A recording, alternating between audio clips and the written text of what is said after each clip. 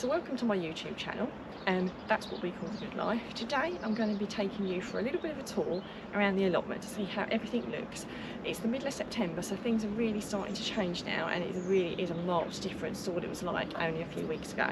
So if you've not already subscribed to my channel, if you could please do so, because you'll get lots of helpful hints and tips all throughout the year from my allotment, my home garden, and from time to time my home kitchen.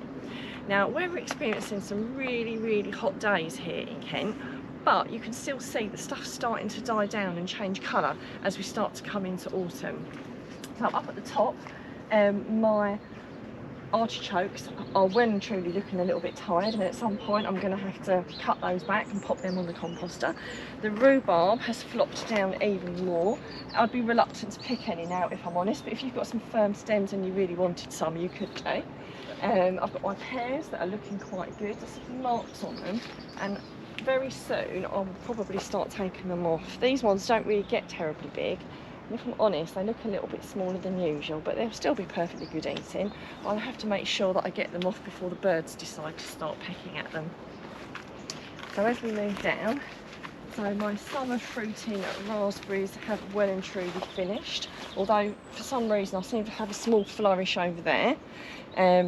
So things are really starting to look a bit tired, and I'm definitely going to have to do a little bit of tidying up around this fruit area, because things are really starting to look a little bit haggard and a little bit weedy. I've got a few berries left, so I could pick a few of those off, but again I think most of my blackberries have nearly finished now. But there's a few on there that I could still have with my porridge, but really not that many at all. So as we move down, I've been harvesting my potatoes. So I just dig them as and when I need them. I think I've said this before, but when it comes to about October time, I'll dig up what's left, because otherwise the slugs and the pests get them. So my beetroot is looking really good, and I'm going to start harvesting that. So look at some that are quite a nice size there. So I will obviously pick out, these are multicoloured ones which are quite nice, but as you look down, the leaves don't look terribly big, but as we look down I've actually got some quite nice sized beetroots in there, and all different colours as well, so they're looking really good. I did harvest my first lot of carrots the other week, and I had some really decent sized ones in there, but I keep them netted because of the carrot fly. So EnviroMesh, I think I've said this before, is really good stuff to use, and we do have an allotment shop which you can look at, but the EnviroMesh is something I always put on my carrots because it really does work. So as we look in here, I started some seeds off just a few weeks ago, some radishes and some turnips, and they're coming on quite nicely, so being nibbled a little bit but not too bad.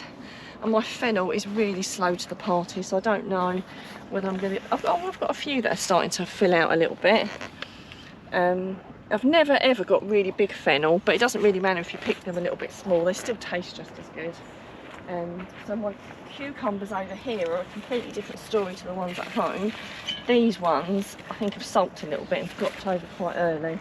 It's not really a problem because I've got tons at home. And my statice flowers, I picked an absolute bumper full and shared them with some friends and family recently, and they're a really lovely addition to share with people and to have in my own home, and nice for the allotment as well. So that's why there's not so many, but we've got a few that are coming out. I thought I'd give them a good haircut to encourage new growth. Kale's doing really well, a really good staple for the allotment, but again I always keep it covered because a whole host of bugs and things can attack it. The leeks are starting to slowly fill out, they're looking quite good. We've been quite dry the last week or two, so I'm going to be doing some watering today to try and encourage everything to fill out a little bit more, but they're not looking too bad. You know, it is only the beginning of September, so I would probably the earliest I'd start maybe digging leeks would be October, probably more like November. But obviously you can dig those right through to February next year, so you've got loads of time for them to do what they need to do. So the squashes, again, you know, a completely different story to a few weeks ago where it was all green and lush. You know, now everything's starting to drop back a little bit. You know, the squashes that are formed are nearly all formed or are formed and starting to ripen. Got a lovely big pumpkin over there, and also the courgettes as well. You know, the leaves this time of year often do look a little bit haggard. With the squashes, it's normal for the leaves to die back for the actual fruits themselves to ripen. And the courgettes, you will get some, you know, some of the leaves getting tatty and a little bit of the powdery mildew.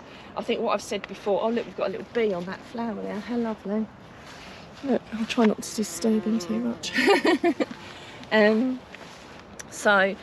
I just thin out a few of the leaves. So when I get the powdery mildew leaves, I just cut them out, stalk and all, just to give it a little bit more air, which kind of, it doesn't completely stop the mildew, but it kind of like, you know, slows it down a little bit, so it doesn't completely take over and ruin the plant.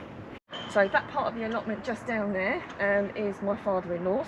We kind of have a bit of section which is a bit of mine, and then that bit there is his. So as we walk past here, I've got some lovely dahlias which are absolutely looking gorgeous. I normally cut a lot for cut flowers, but they've not had such quite long stems, and they've actually looked quite beautiful on the allotment, and I've just enjoyed them coming up and seeing some lovely flowers and seeing all the bees and all the other bugs and things all around them. So I've just kind of let them be this year. My runner beans and my French beans are absolutely doing fabulously. I've got to say, it's probably been my best year ever that I can remember with beans, so that's absolutely marvellous. I've got tons in the freezer, we're eating them every day, and all of my friends and family are getting loads of extra beans, which is absolutely fantastic. So as we just walk around, my squashes are growing into my beans, which, if I'm honest, I just let them be. Some people cut their beans and their squashes when they do this, but actually I just let them do what they want to do, and I find I get better results as a result of it. But everyone has to do what's right for them. If it was growing onto someone else's allotment, or it was really, really in the way, I would cut it off. But as it's really not causing me a tremendous amount of harm, other than I might tread on it, I just let it be. If I get an extra squash, then it's an added bonus, isn't it? So as we move up, obviously more squashes and things here. You know, we've got some lovely looking ones, I've got to say. I've got a lovely button up there. These ones over here are meant to be Turk's turban. Well, that's what the tag says, so we're not entirely sure what's happened with them. Squashes can quite easily cross-pollinate something, and if anything it looks like it's cross-pollinated with a squash, with a butternut, but who knows. And like I said, I've got that lovely pumpkin there. There's some lovely little dumpling ones here that are coming along nicely. So lots of those lovely ones. One of my favourite ones, I find they store really, really well. And I've got that little one there as well, little orangey one. So I've got a whole mixture of different types of squashes here that are doing really beautifully, but not ready to harvest the squashes yet. So I've got some lovely chard here. So I put this in to replace the stuff that I've got at home, because the stuff that I've got at home is starting to look a little bit tired. Looks like some kind of animals had a bit of a go there, but they haven't cleared the lot, so that's not too bad. And I've got some lovely lettuces here, which I sowed, I think about a month or so ago. Maybe longer than that actually, I think maybe July, and they're coming on absolutely beautifully. I've got some more lettuce seeds coming on in the greenhouse, so hopefully those will take me through the winter. Underneath here I've got my broccoli. There was some broccoli on it a couple of days ago, but I picked it off. So I think I've said to you guys before that I often leave after the main heads have come out, and a lot of mine bolted this year. I just left them in there, and loads of little side shoots have come out, and we've been eating those all throughout, you know, the last few months. So they've still produced plenty of stuff to eat. I've got my corn in there, which is starting to swell out nicely.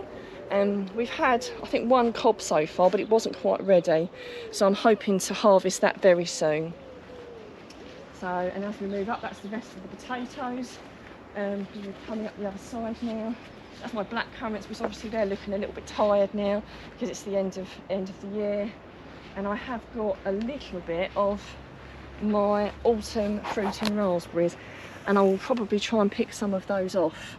If I'm honest, I never find they do terribly well. I find they always go a bit soft and mushy, but I do normally get a few, and they're in there and they come up every year, so even if I only get a few, it's something, isn't it? And I've got an apple tree here, which again I never find produces that much, but this year might be the best year. I've got a nice little cluster there of apples, and I've got a few others just bobbing around. But I get a few off of it, and I've got my other apple tree at home in my front garden, so I don't normally do too badly at all. and my Bramley apples, which I've already harvested off. There's a few on there that I left on because they were too small, so I might have a look to see if they've swollen out anymore. Well, that's my tour of the allotment. I do hope you've enjoyed wandering around, and I hope everything's going really well for you on your allotment, and I'd love to know what you're up to at the moment and some of the things that you're harvesting and enjoying.